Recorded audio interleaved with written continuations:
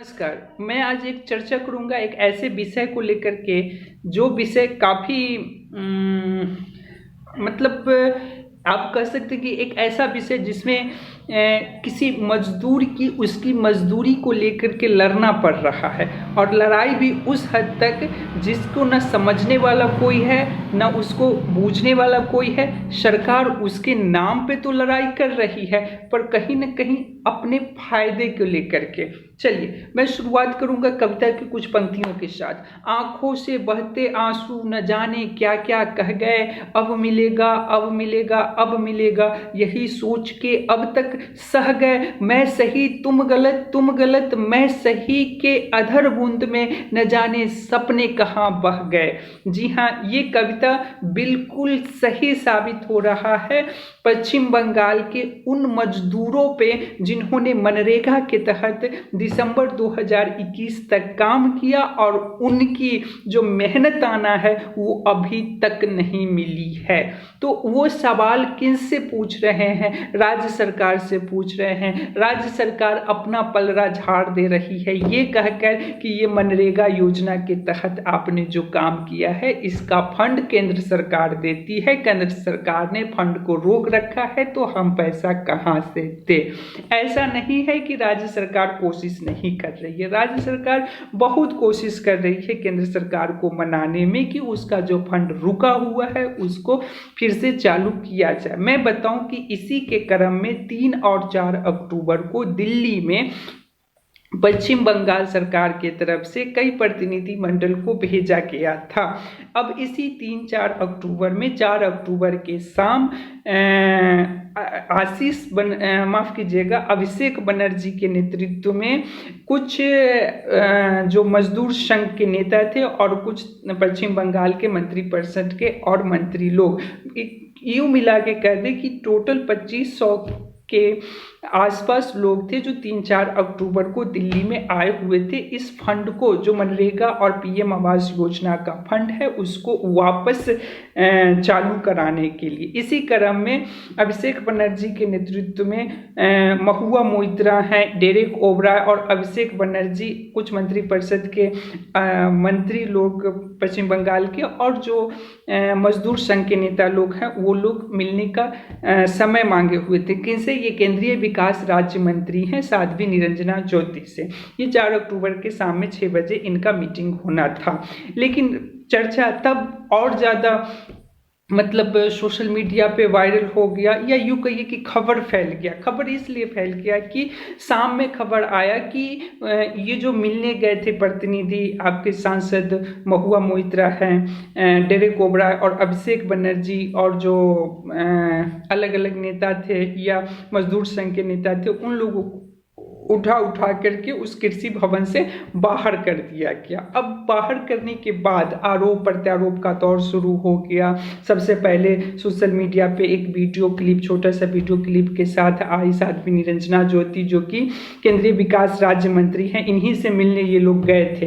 तो उन्होंने वीडियो में बताया कि मैं आज ऑफिस में काफ़ी देर इंतज़ार करी, मेरा काफ़ी ज़्यादा समय बर्बाद हुआ। 6 बजे इन लोगों को मिलने का समय दिया गया था लेकिन 8 बजे तक ये लोग नहीं आए तो मजबूरन मुझे लास्ट में जाना पड़ा। अब इनके बातों को खंडन करने के लिए महुआ मोइत्रा जी ने मीडिया को बताया कि मतलब माफ़ करिएगा साध्वी जी, लेकिन मैं शालीनता के साथ कह रही हूँ कि आप बिल्कुल ही झूठ बोल रही हैं।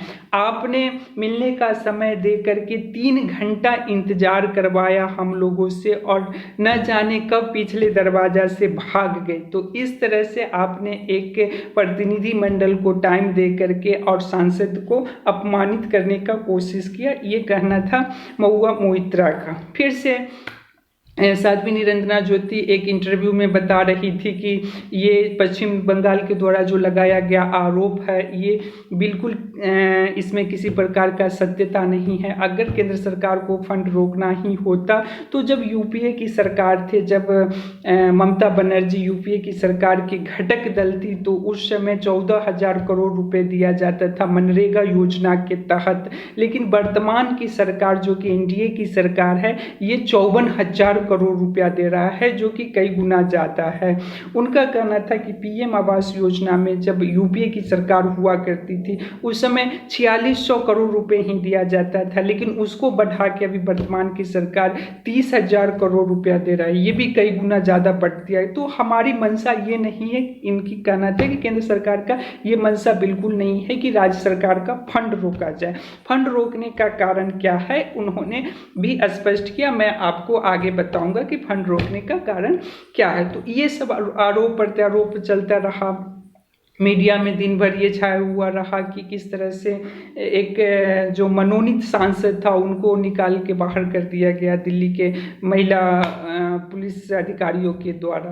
अब मैं बात करूं मनरेगा के बारे में, थोड़ा सा आपको बता दूं जिनको जानकारी नहीं उनके लिए। मनरेगा, जिसको महात्मा गांधी राष्ट्रीय रोजगार स्कीम भी कहते हैं, तो इस महात्मा गांधी रोजगार गारंटी रोजगार स्कीम के तहत साल भर में 365 दिन में यूँ कह लीजिए कि 100 दिन का गारंटी रोजगार मिलता है। अब ये 100 दिन के रोजगार में जो होता है प्रत्येक राज्य का अलग अलग रेट फिक्स है, जिसमें पश्चिम बंगाल की चूंकि चर्चा हो रही है तो मैं बता दूं कि पश्चिम बंगाल के लिए 330 रुपया पर डे के हिसाब से फिक्स किया हुआ है कि जो भी मजदूर काम करेंगे उनको एक दिन में 330 रुपया मेहनताना के तौर पे दिया जाएगा।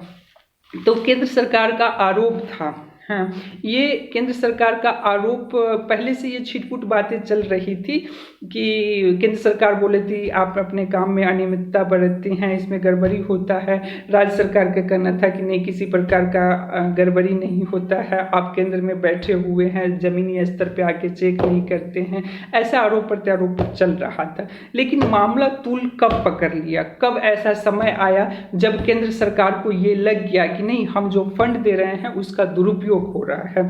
ये बात है, मैं बता दूं 2022 की। 2022 में जो अभी पश्चिम बंगाल में विपक्ष के नेता है शुभेंदु अधिकारी, ये शुभेंदु अधिकारी 2022 में दिल्ली गए, वहां जाकर के उस समय केंद्रीय ग्रामीण विकास मंत्री गिरिराज सिंह से मिले। उन्होंने बताया कि केंद्र सरकार से जो आने वाला फंड है उसमें तो बहुत बड़ा गड़बड़ हो रहा है, पूरे की पूरी राज्य सरकार डुप्लीकेट फर्जी कार्ड बना करके, डुप्लीकेट मतलब किसी भी व्यक्ति से नाम पे कार्ड बना करके पैसा ले लेती है उसको, और उस पैसे का खर्च अपने राजनीतिक फायदा उठाने के लिए करती है। उनका और भी तरह तरह का आरोप था कि बिल्कुल ही काल्पनिक जगहों, काल्पनिक अंदाज में ये काम कराया जाता है जिससे पैसा का दुरुपयोग होता है। तो केंद्र सरकार इसी सब आरोपों की वजह से 21 दिसंबर 2021 में वो फंड देना बंद कर दी थी। तो दिसंबर 2021 से लेकर के अभी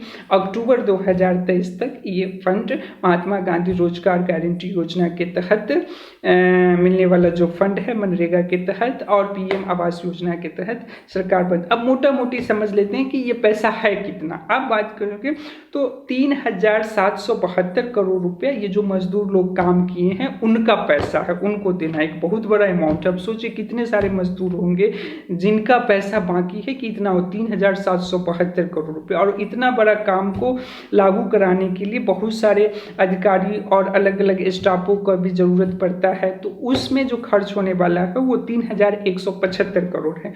अगर आप दोनों को मिला दीजिएगा तो हो जाता है 6,907 करोड़ रुपए। ये 6,907 करोड़ रुपया बाकी है केंद्र सरकार के यहाँ इस मनरेगा और पीएम आवास योजना के तहत देने के लिए। तो इसी पूरे के पूरे जो ये पैसा है 6,907 करोड़ रुपए, इसी के लिए राज्य सरकार बार बार केंद्र सरकार के यहाँ जा रही है और मांग भी कर रही है। मैं आपको बताऊं कि केंद्र सरकार का कहना है कि मनरेगा के तहत एक एक्ट है NREG एक्ट। NREG एक्ट का जो सेक्शन 27 है वो कहती है कि अगर इस फंड के द्वारा अगर केंद्र सरकार को लगता है कि किसी भी राज्य में अनियमितता बरती जा रही है, यानी कि कामों में गड़बड़ी हो रही है या गड़बड़ होने का किसी भी प्रकार का कोई लक्षण दिखता है, तो केंद्र सरकार इस फंड को कुछ समय के लिए रोक सकती है। तो बस उसी एक्ट के तहत केंद्र सरकार ने इस फंड को राज्य सरकार को देने से रोक दिया। अब मैं बात करता हूं कि टीएमसी से टीएमसी के जो प्रतिनिधि मंडल इनसे मिलने आई थी निरंजना ज्योति से, तो उस दिन एक बड़ा ही दिलचस्प किस्सा इसलिए हुआ कि कहीं ना कहीं मतलब लोगों को ये सोचने पे मजबूर कर देता है कि कैसे राजनीतिक उठापटक में किसी पार्टी का फायदा किसी पार्टी का नुकसान होता है। तो बात 4 अक्टूबर की ही है, जिस दिन शाम में 6 बजे इन लोगों को मिलने के लिए बुलाया गया था।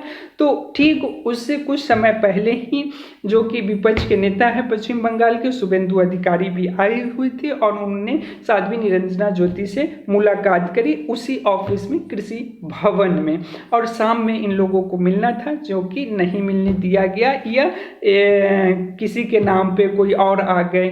ये कहना था निरंजना ज्योति का कि आपने बोला था कि मजदूर लोग आएंगे, मजदूर संघ के जो नेता है वो लोग आएंगे, तो आपने उनके नाम पे बहुत सारा तृणमूल कांग्रेस के कार्यकर्ता को लेकर के आए हैं, तो ये कार्यालय के लिए सही नहीं था, तो इसलिए ये करना पड़ा, वो उनका कहना था। अब मैं बताऊं कि गिरिराज सिंह, अभी वर्तमान में गिरिराज सिंह का भी एक बयान काफ़ी वायरल हुआ। गिरिराज सिंह का कहना था कि मैं चेतावनी दे रहा हूं ममता बनर्जी को कि अगर उनमें हिम्मत है तो वो सीबीआई जांच करवा के देख ले, वो सारे अधिकारी पकड़े जाएंगे जो कि इस पूरे के पूरे प्रोग्राम में गलत तरीके से पैसे का इस्तेमाल किए हैं, बहुत सारे मंत्री भी पकड़े जाएंगे। तो मैं चैलेंज कराता हूं कि ममता बनर्जी में अगर हिम्मत है तो वो सीबीआई जांच वगैरह करके देखे। ये आरोप था गिरिराज सिंह का। दिसंबर 2021 के बाद जब केंद्र सरकार इस फंड को रोक दी थी तो इसके जांच पड़ताल के लिए केंद्र सरकार से लगभग 16 बार कई सारी टीम बंगाल में गई, ये पता करने के लिए कि वाकई में कोई गड़बड़ी हुआ है या नहीं। तो उस जांच टीम का जब रिपोर्ट आया तो वो अपने आप में चौंकाने वाला था। ये कहीं ना कहीं केंद्र सरकार का जो शंका था उसको पुख्ता कर दिया। ये जो जांच टीम था उनका कहना था कि कई जगह तो ऐसा हुआ है कि पेपर में ही दिखा दिया गया और वास्तविक में उस जगह पे ऐसा कोई काम ही नहीं हुआ। कई सारे तालाब का उन्होंने एग्जाम्पल दिया, कई सारा कुआं खोदने का एग्जाम्पल दिया कि पेपर में तो है लेकिन वास्तविक में जगह पे नहीं हुआ है। उनका कहना था कि बहुत सारे रोड भी ऐसे हैं जिसकी चौड़ाईकरण ज़्यादा दिखाया गया लेकिन है कम। तो इस तरह से बहुत सारे जो पश्चिम बंगाल की सरकार पे आरोप लग रहा था, तो ये जांच टीम के द्वारा जो रिपोर्ट सौंपा गया उसमें कहीं ना कहीं केंद्र सरकार को ये लगा। उसके बाद उसने फंड तो पहले ही देना बंद कर दिया था। और तो इस सारे मैटर में ममता बनर्जी को एक केंद्र सरकार से एक चिट्ठी भी लिखा गया था कि क्या आपने अभी तक उस अधिकारी या उस नेता के ऊपर क्या कार्रवाई किया, इसके बारे में स्पष्टीकरण मांगा गया था। तो ममता बनर्जी ने दिसंबर 2022 में एक स्पष्टीकरण लेटर भी कई पेज का था, उन्होंने लिख करके भेजा कि ऐसे अधिकारी जो कि इसमें ऐसे लोग जो कि इस पूरे के पूरे काम में गड़बड़ी किए थे उनके ऊपर कार्रवाई किया गया है, चाहे वो नेता हो, अधिकारी हो या मजदूर क्यों ना, सबके ऊपर कार्रवाई किया गया। फिर भी केंद्र सरकार को पता नहीं किस बात का शंका था, उन्होंने एक और क्लेरिफिकेशंस मांगा कि नहीं और अभी क्लियर करके दीजिए। फिर तो ये 2023 के शुरुआत में भी ममता बनर्जी ने फिर से क्लेरिफिकेशन दे करके दिया जो भी केंद्र सरकार का मांग था, लेकिन उसके बावजूद भी अभी तक ये फंड अक्टूबर 2023 तक जो कि दिसंबर 2021 में रोका गया था, लगभग 2 साल होने जा रहा है, ये फंड अभी तक रोक के रखा गया है। अब सोचने वाली बात ये है कि ये केंद्र सरकार वर्सेस राज्य सरकार के जो आपसी मतभेद है किसी भी बात को लेकर के, राजनीतिक मतभेद भी होती है और क्या होता है, तो इस राजनीतिक मतभेद की वजह से बेचारे पिस कौन रहे हैं, ये गरीब मजदूर वर्ग के लोग। अब इनके बारे में क्यों नहीं कोई सोच रहे हैं कि इनका क्या होगा, इनका क्या कसूर है। ऐसे मजदूर जिन्होंने मेहनत करके खून पसीना करके उस काम को पूरा किया, एक उम्मीद पर हमको आपको सरकार को सैलरी मिल जाती है तो उनका भरण पोषण अच्छे से चल जाता है, लेकिन ये इस क्लास के लोग जो कि दिन भर मेहनत करके इस उम्मीद से काम करते हैं कि उनको शाम में उसका मेहनताना मिलेगा और उस मिले हुए पैसा से वो आज का खर्च उठाएंगे, इसी से उनका जीवन यापन चलता है, बाल बच्चे का शिक्षा दीक्षा पढ़ाई लिखाई भी होती है। लेकिन आप सोचिए, ये सब लोगों को सोचना चाहिए, चाहे वो केंद्र सरकार हो या राज्य सरकार हो या हमारे आपके तरह लोगों को भी ये सोचना चाहिए कि ठीक है, मतभेद किसी भी बात पे होना मतलब हो सकता है, लेकिन उसके बदले में किसी ऐसे व्यक्ति का नुकसान ना हो जिसका इस पूरे के पूरे झगड़ा से कोई लेना देना नहीं हो। तो केंद्र सरकार के पास एक ऑप्शन हो सकता है कि केंद्र सरकार इसको जांच कराते रहे और बाकी जो पैसा है वो मजदूरों के खाते में डायरेक्ट दे सकती है। एक ये उपाय हो सकता है। दूसरा उपाय राज्य सरकार कर सकती है कि राज्य सरकार जल्दी से जल्दी जो भी अगर गड़बड़ हुआ है तो जो भी ऐसे अधिकारी या नेता या कोई मजदूर ही है जिसने इसको गलती किया है उसको पकड़ के केंद्र सरकार के द्वारा जो मांगा गया क्लेरिफिकेशंस है उसको क्लियर करके सौंप सकती है।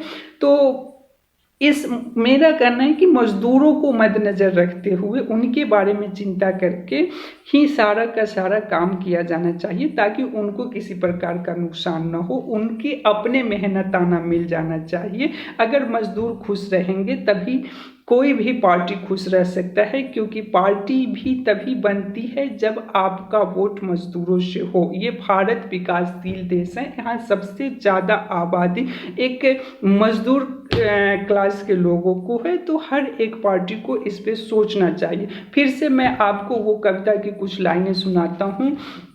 आंखों से बहते आंसू न जाने क्या क्या कह गए, अब मिलेगा अब मिलेगा अब मिलेगा, यही सोच के अब तक सह गए। मैं सही तुम गलत मैं सही के अधर बूंद में न जाने सपने कहाँ बह गए। तो ये सपने बिल्कुल मत बहने दीजिए। हमारे जैसे लोगों की तरफ से आग्रह है आप सरकारों से कि इन मजदूरों की कोई गलती नहीं है, तो कृपया करके इनके पैसा वापस कर दीजिए। आप लोगों से भी मैं अलविदा लूँगा और मिलता हूँ किसी और वीडियो में। तब तक रहिए खुश मस्त और व्यस्त।